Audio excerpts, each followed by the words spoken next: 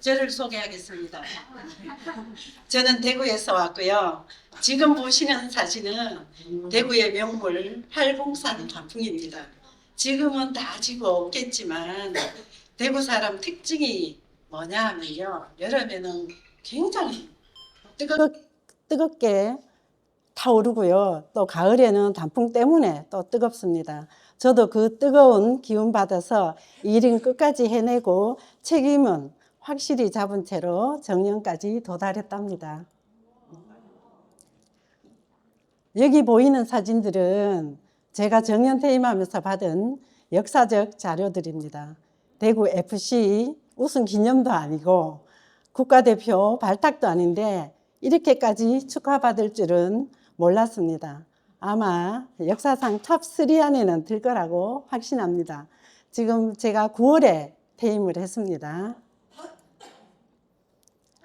박수 칠 때 떠나라는 말이 있는데 박수를 안 치길래 끝까지 있어 보니 이 멋진 퇴장 기회를 얻게 된 것 같습니다.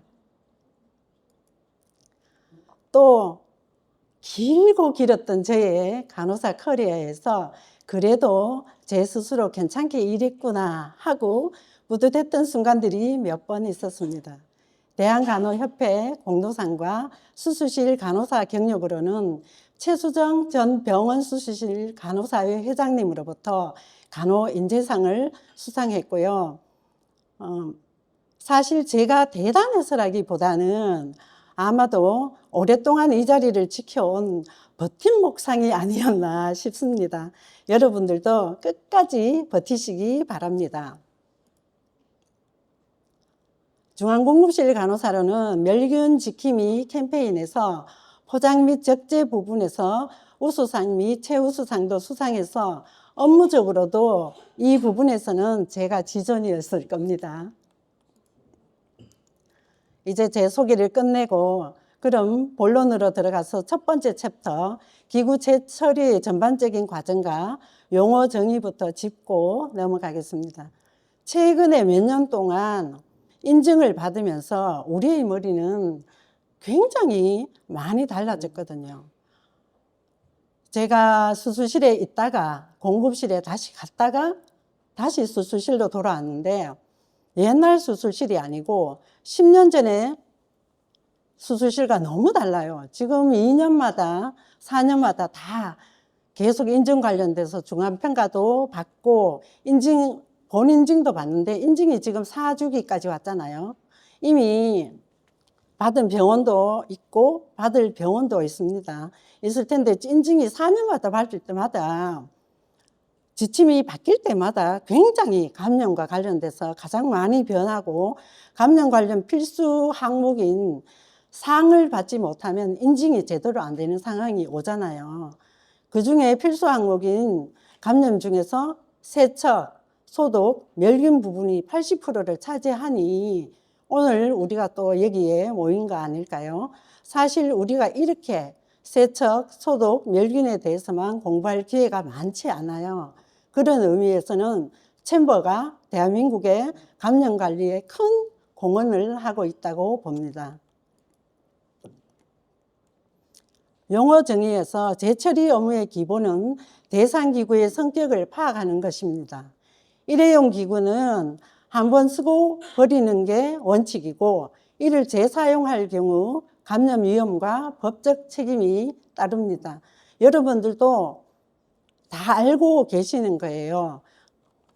잠깐만 물 좀 마시겠습니다.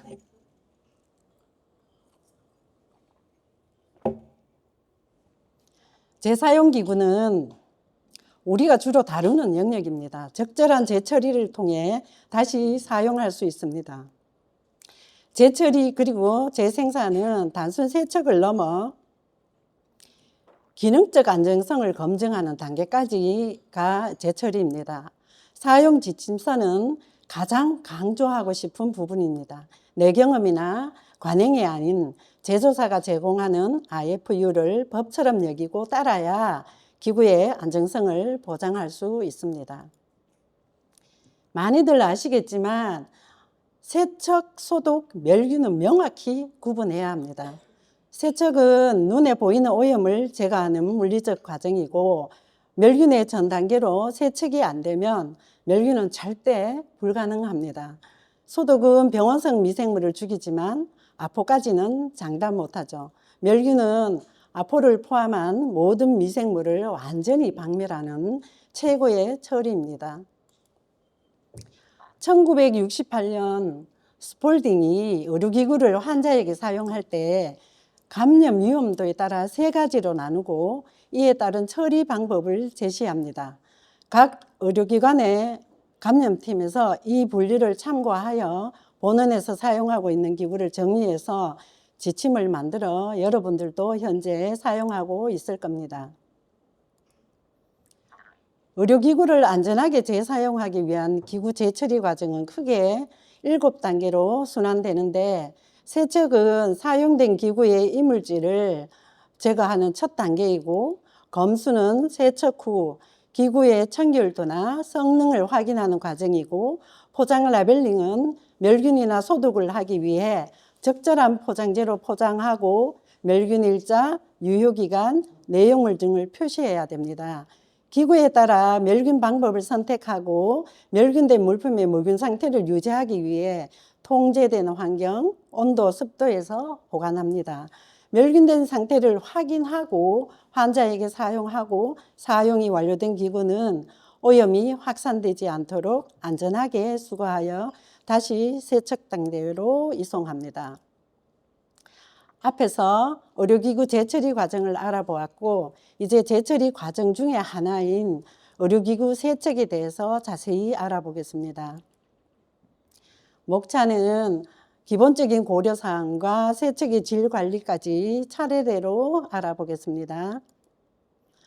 첫 번째 고려해야 될 사항은 설계 시 오염구역과 청결구역을 물리적으로 구분하고 작업은 한 방향으로만 흘러가게 만드는 것이 핵심입니다. 4주기 인증평가를 거치면서 대부분의 의료기관에서는 구역 구분은 다 되어 있을 것 같습니다. 두 번째로 고려해야 될 사항 중에 복장 및 교육을 살펴보면 작업자의 안전이 곧 환자의 안전입니다. 보호구는 오염구역에서는 눈보호구, 마스크, 방수가운, 장갑 등 개인 보호구를 철저히 착용해야 하고 나를 보호하는 것뿐만 아니라 내 몸의 오염이 기구로 가는 것도 막습니다. 구역은 구분되어 있지만 인력이 부족해서 사실은 작업자의 동선은 오염구역과 청결구역을 넘나들기 때문에 오염구역에서의 보호장구는 철저히 착용하고 청결구역으로 넘어갈 때는 반드시 탈의한 후에 손위생을 하고 넘어가야 됩니다. 교육은 정기적인 교육이 필수입니다. 중앙공급실에서는 교육이 잘 이루어지고 있지만 수술실에서는 크게 관심이 없지만 연간 교육 스케줄에 넣어서 꼭 교육이 필요합니다. 지금 왼쪽에 있는 사진은 제가 3주기 인증평가 때 우리 직원이 조사자를 기다리면서 이렇게 서 있길래 제가 사진을 한번 찍어봤고요. 여기 있는 그 교육 자료는 제가 중앙공급실에 있을 때 수술실 간호사를 대상으로 해서 제가 교육하는 장면입니다. 세척의 종류입니다. 인증평가를 거듭 받아오면서 우리는 기구를 구입할 때 이미 세척 방법이라든지 멸균 방법을 설명 듣기 때문에 각 부서에서는 반드시 중앙공급실에 새 기구를 의뢰할 때는 세척 방법을 알려줘야 됩니다. 손세척은 기계에 넣을 수 없는 정밀기구에 해당합니다. 3단계 싱크, 세척, 중간 헹굼, 최종 헹굼을 갖추는 것이 표준입니다. 기계 세척은 자동 세척기 등을 사용하며 표준화된 세척이 가능하다는 장점이 있습니다. 기계 역시 정기적인 점검이 필요합니다. 중앙공급실에서는 세척기, 멸균기 등을 잘 관리하고 있지만 수술실에서는 수술실에서 멸균 업무를 하는 곳은 업무가 수술이기 때문에 세척 장비 관리가 잘 되지 않고 있습니다. 여기 세척기 사진은 저희 병원에 스틸코 세척기가 6대 지금 구비하고 있습니다. 사용하고 있는데 지금 보이는 세척기는 카트 세척기입니다. 세척제는 혈액 제거에 탁월한 효소 세척제를 주로 사용하고 기구 재질에 맞는 것을 선택해야 되고, 사용한 기구를 마르지 않게 효소 세정제를 도포해서 중앙공급실로 들어오는데 반드시 1차 헹굼 후에 세척기에 넣어야 됩니다. 덜 헹구고 세척기에 넣으면 거품으로 인해서 세척기 에러를 발생시키고 세척이 제대로 되지 않으면 멸균에 유리하지 않습니다. 도구로는 세척소를 많이 사용하는데 세척소는 일회용이 원칙입니다. 재사용한다면 매일 소독해야 됩니다. 가장 중요한 팁은 에어로졸이 튀지 않도록 반드시 물속에서 솔질을 해야 한다는 점입니다. 세척 프로세스를 5단계로 정리해 보면 첫 번째는 완벽한 세척을 위해 모든 기구를 분리하고 또 분해해야 되겠죠. 두 번째는 건조된 오염물을 부드럽게 만들기 쉽게 제거할 수 있도록 준비하고, 세 번째는 기구의 재질과 오염도에 따라 손 세척 및 기계 세척을 실시하여 오염물을 제거합니다. 완벽하게 건조시켜 녹이나 재오염을 방지하고 유관 검사 등을 통해서 세척 상태를 확인하고 불량 시 재세척을 해야 되겠습니다. 세척이 잘 됐는지 어떻게 할까요? 유관 검사, 확대경 등을 이용해 눈으로 확인하는 것이 기본입니다만은 사실 여러분들도 이 확대경을 다 구비해서 사용하고 있을 줄로 압니다만은 저도 오래전에 이 확대경을 구비해서 사용하고 있는데, 수술실에서 저희들은 이제 수술실 기구를 100% 세척을 하고 있거든요. 수술실에서 모든 기구가 어떻게 다 응급이고 다 빨리빨리 해요. 그래서 우리 직원이 한 세트에 수십 개 되는 기구를 이렇게 그 확대경을 이용해서 다 볼 수 없거든요. 그래서 어느 날 보니까 이 확대경은 천덕꾸러기가 돼가지고 저 구석에 있더라고요. 그랬더니 우리 직원이 하는 말이 걸거치서 저 구석에 갖다 놨다고 하던데, 또 그중에 연차가 높은 사람들은 또 글자가 안 보여가지고 이 확대경을 이용하고 있더라고요. 근데 인증평가가 이제 다가오면 얘는 반짝반짝 빛나가 가장 좋은 자리에 와가 있습니다. 보여주기식으로. 여러분들 병원은 그렇지 않을 거라고 믿습니다. 그리고 객관적 검사는 눈에 안 보이는 것을 잡기 위해 배양검사, 잔류단백질 검사 또는 ATP 검사 등을 주기적으로 시행하여 수치화된 데이터를 관리해야 합니다. 중앙공급실에서는 감염팀과 논의해서 주기적으로 ATP 검사를 하고 있지만 아마도 수술실에서 세척하는 병원은 쉽지 않을 거로 생각이 듭니다. 이제 세척은 끝났고요. 우리가 있는 한 더 이상의 오염물은 이 세상에 존재할 수가 없습니다. 다음 챕터는 세척된 기구의 무균성을 유지하는 포장과 멸균기 내 적재 방법입니다. 포장의 기준과 종류 그리고 멸균기별 적재 방법에 대해서 다루겠습니다. 포장은 잘 알고 계시겠지만 포장하면은 멸균기에 들어갔다가 사용할 때까지 그 기능을 잘 할 수 있도록 기능을 유지할 수 있어야 합니다. 포장재는 아무거나 쓸 수 없습니다. 국제표준 ISO에 따르면 3가지 조건을 만족해야 됩니다. 멸균제가 뚫고 들어갈 수 있어야 하고, 미생물은 못 들어오게 막아야 하며, 사용 시 무균적으로 뜯을 수 있어야 합니다.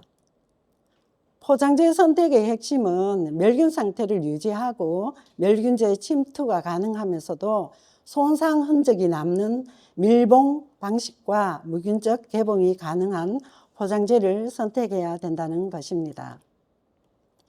포장재 선택 시 고려할 체크리스트입니다. 멸균제 침투력, 방어벽 형성 능력, 내구성, 독성 유무, 보풀 발생 여부 등을 꼼꼼히 따져봐야 합니다. 특히 비용 효율성도 무시할 수 없는 요소입니다. 현장에서 여러분들이 새 포장재 도입 시 이 기준들을 활용하시기 바랍니다. 멸균물품 포장재를 선택할 때는 내용물, 적합성, 내구성, 안정성, 사용 용이성, 그리고 위생관리가 핵심 점검 사항입니다. 포장 전에는 라벨링이 중요합니다. 내용물, 날짜, 멸균기 번호, 담당자 등을 기재해야 추적 관리가 가능합니다. 멸균 인디케이터 테이프 부착도 필수이고요. 포장재의 종류를 알아보겠습니다. 파우치는 한쪽은 종이 혹은 타이백, 한쪽은 필름인 형태입니다. 파우치에 들어갈 물품은 내용물 확인이 쉽고 가벼운 단품 기구에 적합합니다. 기구는 평평해야 되겠고요. 무겁거나 뾰족한 기구는 종이를 뚫을 수 있고 사용하기 위해 풀 때 찢어지기 쉽기 때문에 넣으면 안 되고 이중 포장은 절대 하시면 안 됩니다.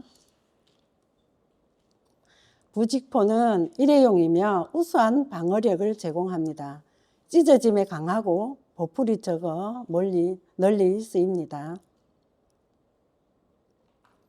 직물은 재사용은 가능합니다.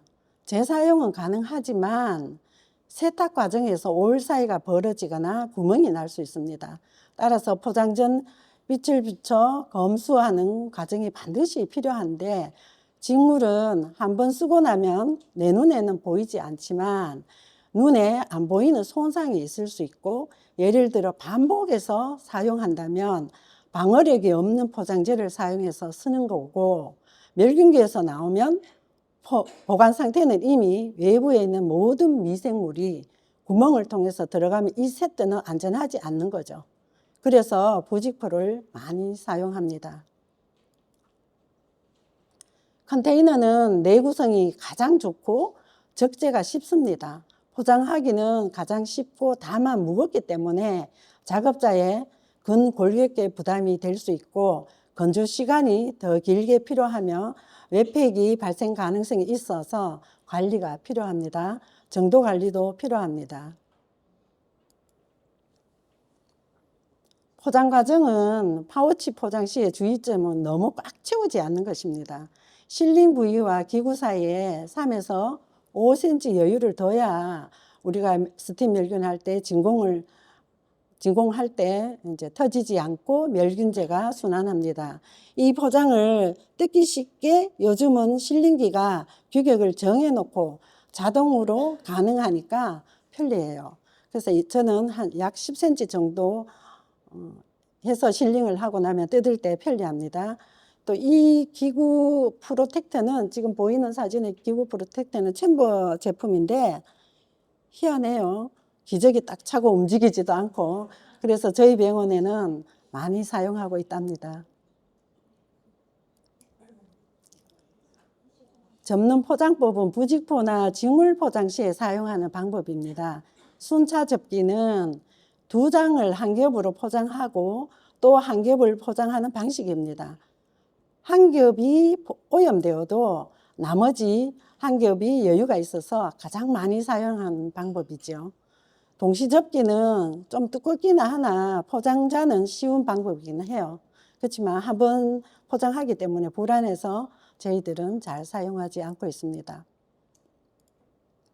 어떤 방식이든 개봉 시 내면이 오염되지 않도록 이렇게 끝단을 접어주는 게 가장 중요합니다. 멸균 유효기간은 우리나라는 유효기간을 날짜로 정하는데 외국에는 단순히 날짜가 아니라 사건 중심입니다. 포장이 뜯어지거나 젖거나 바닥에 떨어지면 날짜가 남았어도 오염된 것으로 간주합니다. 보관 환경과 취급 주의가 중요한 이유 때문이죠. 잠시 분위기를 환기시키기 위해서 혹시 여러분 영화 인턴을 보셨나요? 로버트 드니로가 인턴으로 들어가서 신입보다 더 신입처럼 성실하게 일하던 그 영화요. 그 영화 속에서 앤 해서웨이가 운영하는 패션 쇼핑몰이 나오는데 여기서 가장 강조되는 게 바로 포장이에요.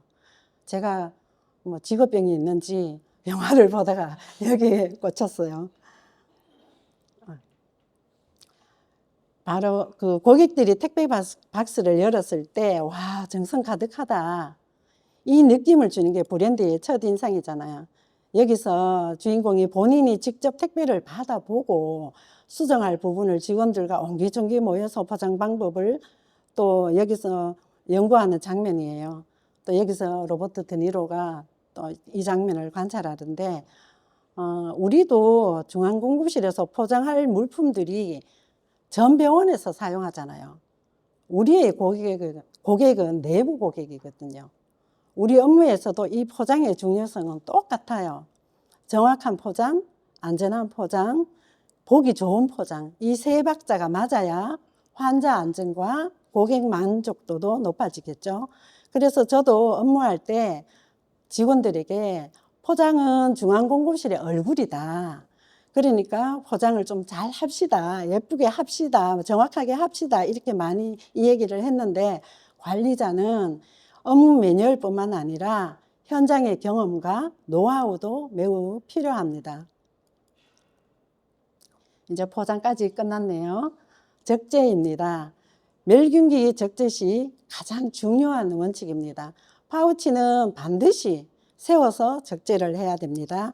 눕혀서 쌓으면 멸균제 침투가 안 됩니다. 방향은 종이 대 필름 방식으로 한 방향을 보게 하여 멸균제 침투와 건조를 도와야 합니다. 전용 바스켓을 사용하면 편리합니다. 직물팩 역시 꽉 채우지 말고 느슨하게 그리고 세워서 적재해야 진기순환을 돕습니다. 근데 여러분, 이렇게 적재를 할 수 있을까요?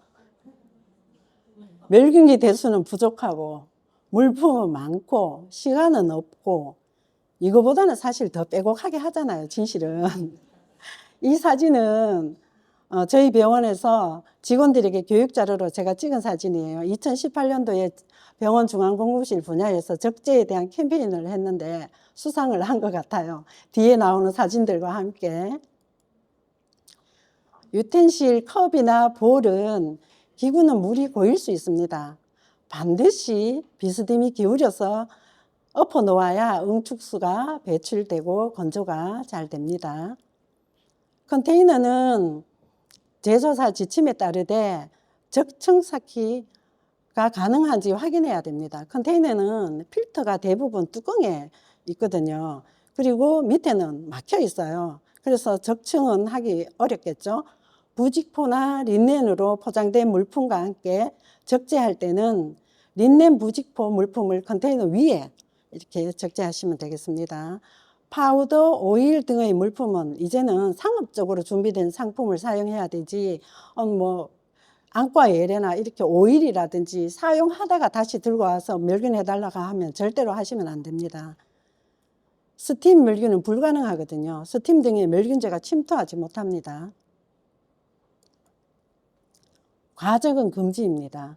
손이 들어갈 정도의 공간을 남겨야 합니다.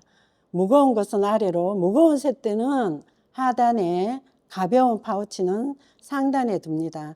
위에서 떨어지는 응축수에 젖지 않게 하기 위함입니다. 이 사진들도 다 제가 저희 병원에서 찍은 사진들입니다. 멸균 전용의 바스켓과 선반을 이용해야 되고, 멸균 파우치와 직물팩 대하세트는 세워서 적재해야 됩니다. 이온가스 멸균의 적재 시 유의사항은, 사실 이온가스는 이온 멸균은 그냥 꽉 채우면 끝장납니다. 끝장. 핵심은 여유 있게 넣고 다 될 때까지, 우리가 멸균과 에어레이션이 다 될 때까지 기다리는 겁니다. 과산화수소 멸균의 적재 시도 가장 주의할 점은 종이와 면 멸균을 금지입니다. 멸균제를 흡수해 버려서 에러가 납니다. 전용 타이백 파우치를 써야 하고요. 기구가 겹치지 않게 단층 적재하는 것이 원칙입니다. 지금까지 세척과 포장 그리고 적재에 대해서 알아보고 끝이 났습니다. 요거 위에 거는 지금 제가 세계 멸균학회 갔다 왔는데 얼마 전에 이제는 로봇이 핵심이더라고요. 앞으로는 중앙공급실에서는 검수와 조립만 사람이 하고 나머지는 로봇으로 대체되지 않을까 싶어요. 요 밑에 사진은 제가 어느 나라의 중앙공급실에서 이 사진을 제가 찍었는데 네일을 하고 이렇게 작업을 하고 있더라고요. 우리가 네일을 하지 말라는 규정은 없어요. 하지만 수술실에서 내가 만약에 네일을 했다면 우리가 서지컬 스크럽을 할 때 적극적이지가 못하잖아요. 소극적일 수 있겠죠. 이게 아까워서. 또 뭐 요즘은 보니까 뭐 큐백도 달고 아주 예쁘게 많이 하던데 지금 제가 수술실로 다시 돌아왔을 때 보니까 마취과 간호사는 또 하고 있더라고요.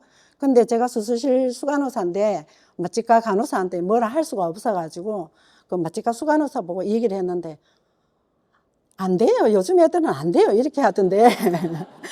이렇게 하던데 사실은 그 큐렉이 생길 수 있잖아요. 큐렉이 생기면 환자 안전에 문제가 생길 수 있기 때문에 우리는 이거는 부러워하지 않아도 될 것 같습니다. 이상입니다.